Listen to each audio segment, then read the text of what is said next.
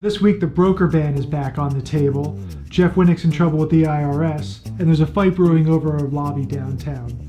I'm Rich Bachman, and this is the TRD Takeaway. So this week, we had a story about a pair of state senators who have introduced a bill that would ban rental brokers from collecting commissions on apartments. Of course, this isn't a new idea. Last year, the industry went into a tizzy when state regulators issued guidance that effectively banned brokers from collecting commissions. The industry fought back, Revenue filed a lawsuit, and a judge ruled that the reading was invalid. At this point, though, this is just a proposal in the Senate. There's no companion bill in the Assembly, and since the legislative session ends June 10th, it's not clear if one will come before then. So this is actually a bit of a double whammy for the residential industry this week. StreetEasy is ending its deep discounts on the fees it charges residential brokers for listing on the site.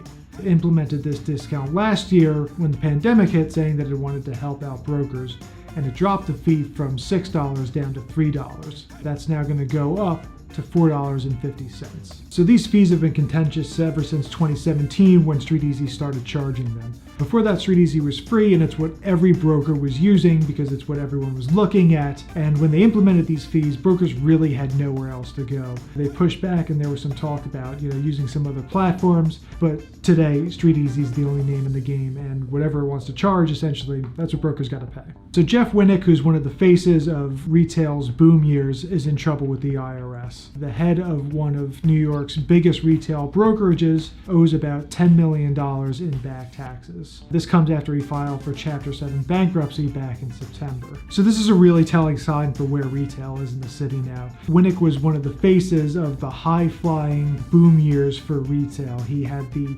biggest, the best cabana at ICSC every year. Now he's in financial trouble, and he's got the tax man on him. So in the latest taste of clashing tastes, Paramount Group has caused a controversy downtown where it plans to renovate the 1980s era lobby at 60 Wall Street with a more sanitized mid-century design. So New York Times architecture critic Paul Goldberg once called this a ice cream parlor blown up to monumental scale.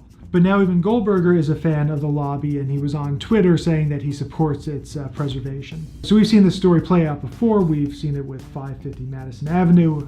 Landlords want clean, modern lobbies that will attract tenants. But even if it's boring, the landlords own the building, and that's what they get.